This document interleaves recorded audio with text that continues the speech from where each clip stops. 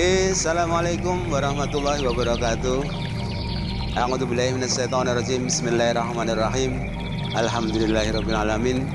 Wa bihi nasta'in wa la umri dunya wa din wa ala alihi wa sahbihi ajmain. La haula wa la quwata illa billahil aliyyil azim. Asyhadu an la ilaha illallah al-malikul haqqul mubin wa asyhadu anna sayyidina Muhammadan abduhu wa rasuluh shadiqul wa'dil amin amma ba'du. Pertama, marilah kita bersyukur atas nikmat Allah. Alhamdulillah kita dapat berjumpa dalam keadaan sehat walafiat. Semua pada baik-baik, sehat selalu ya. Dan ini kita syukuri sama-sama dengan membaca hamdalah bareng-bareng. Alhamdulillahirabbil alamin. Tak lupa salawat dan salam marilah kita sanjungkan kepada junjungan Nabi besar Muhammad sallallahu alaihi wasallam dengan ucapan Allahumma sholli ala sayyidina Muhammad wa ala ali sayyidina Muhammad. Anak-anak semuanya yang saya cintai, saya banggakan, pada kesempatan ini Bapak akan sampaikan sesuai dengan jadwal ya, anak-anak. Bapak kebagian sesi yang kelima kalau nggak salah ya, dengan judul pembentukan karakter melalui pendidikan agama Islam. Pendidikan karakter adalah sifat ya, sifat. Jadi sebelum kita memasuki ke poin utamanya, di masa pandemi Bapak selalu berpesan ya, jaga kesehatan sesuai protokol kesehatan yang sesuai pemerintah ya. Bapak mohon izin belum memakai masker karena baru ngomong maskernya bawa juga ya. Maskernya bawa tapi belum sempat dipakai karena kenapanya kalau berbicara pakai masker enggak bebas gitu ya. Jadi sebagai pembukaan bahwa karakter sifat dasar manusia itu pada dasarnya memang manusia itu diciptakan dengan bentuk yang sesempurna-sempurnanya sehingga dia berpikir pengennya yang enak-enak aja ya, ini sifat dasar. Nanti kita lanjutkan. Pengen yang enak-enak aja, pengen seneng nggak usah usaha, pengen kaya nggak usah kerja ya, pengen banyak duit nggak usah pakai apa-apa, duit kita datang sendiri. Sifat dasarnya seperti itu, pengen menang sendiri, orang lain nggak boleh menang. Nah, dari pembentukan karakter yang seperti itu kita bentuk sesuai dengan petunjuk oleh Allah dalam agama kita juga diarahkan ya, diarahkan. Salah satu arahan dalam kehidupan misalnya kita ambil dari salah satu ayat Al-Quran saja yang mengenai pendidikan karakter untuk kehidupan bermasyarakat. A'udzubillahi minasyaitonirrajim. Bismillahirrahmanirrahim. Wasari'u ila maghfiratin min rabbikum wa jannatin 'arduhas samawati wal ardu uiddat lil muttaqin alladzina yunfiquna fis sarai wad dharai wal kadhimina al ghaidha wal 'afina 'anil nas wallahu yuhibbul muhsinin. Itu salah satu pendidikan karakter yang terselip di situ. Apa? Bersegeralah kamu kepada ampunan dari Tuhanmu, dan swarga yang luasnya seluas langit dan bumi diperuntukkan kepada orang-orang yang bertakwa.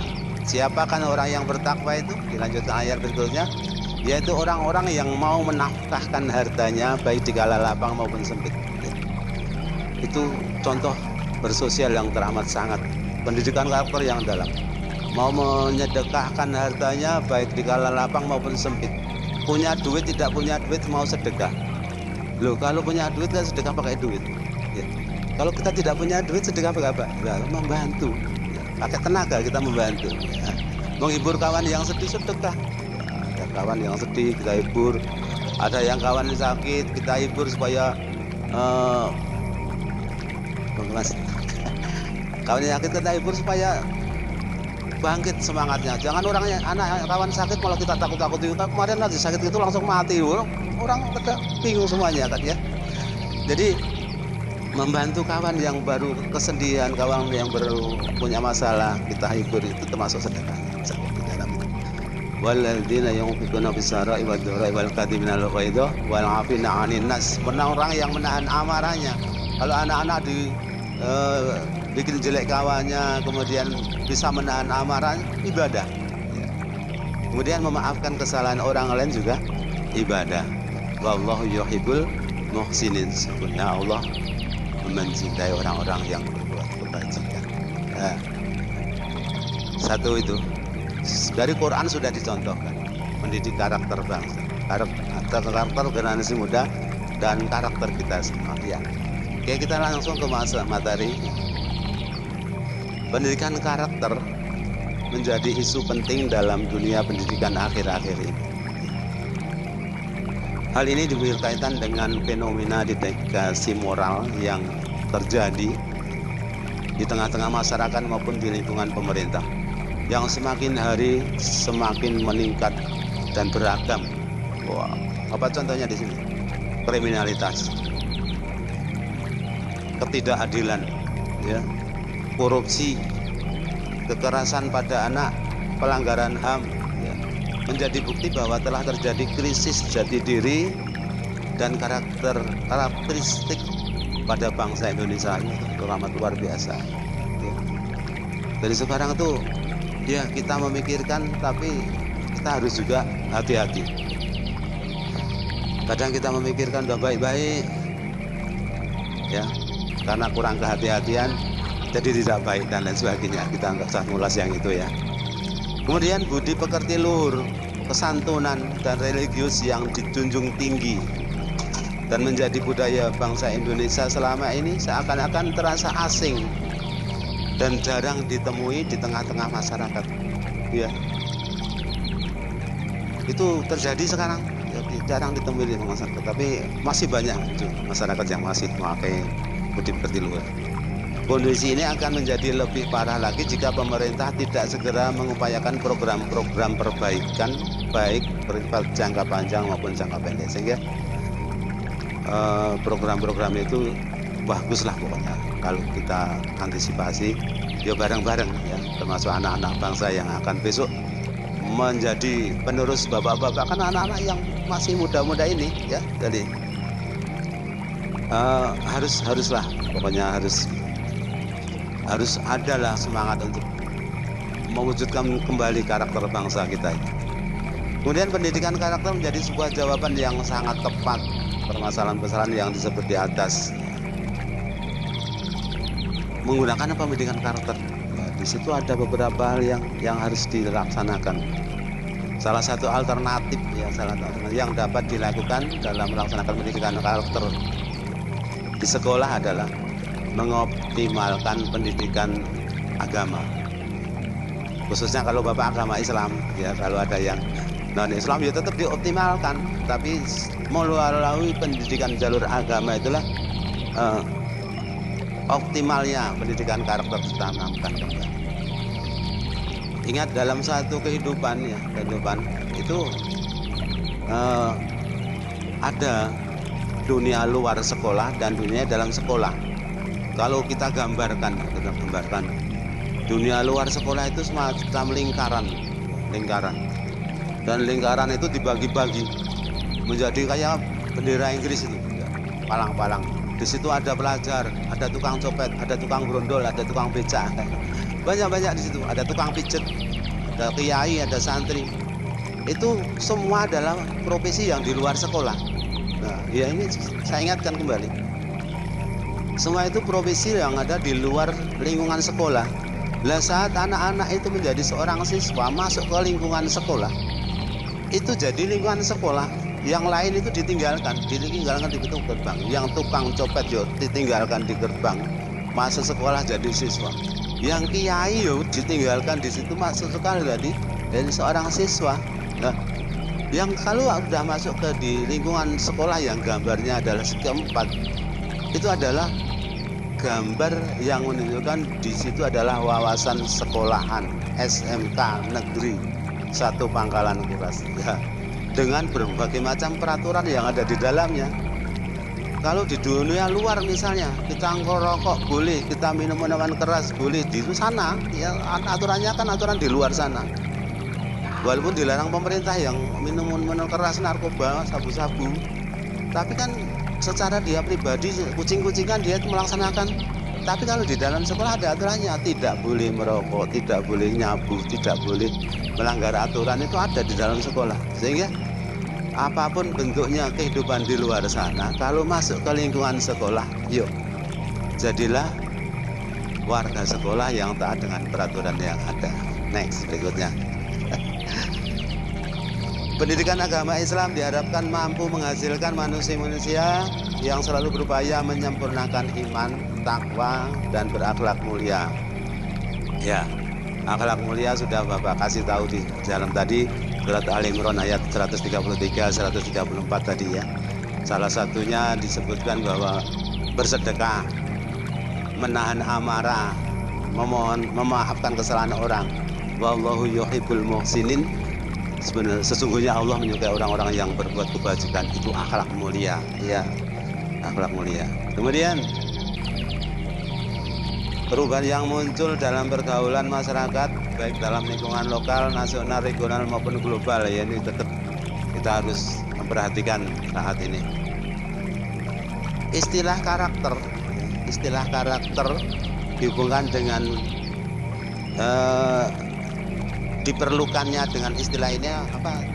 Mendekatinya, dan arti istilah itu adalah etika, akhlak, dan atau nilai, dan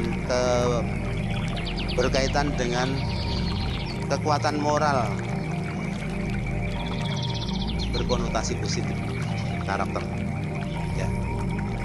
Oleh karena itu, pendidikan karakter secara lebih luas dapat diartikan sebagai pendidikan yang mengembangkan nilai budaya dan karakter bangsa pada diri peserta didik, sehingga mereka memiliki nilai dan karakter sebagai karakter dirinya, menerapkan nilai-nilai tersebut dalam kehidupan dirinya sebagai anggota masyarakat dan warga negara yang religius, nasionalis, produktif, dan kreatif.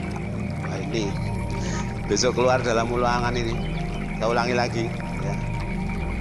Oleh karena itu, pendidikan karakter secara lebih luas dapat diartikan, arti sempitnya karakter opo, watak, etika, akhlak, ya, moral positif, itu karakter. Kalau yang lebih luas, nah itu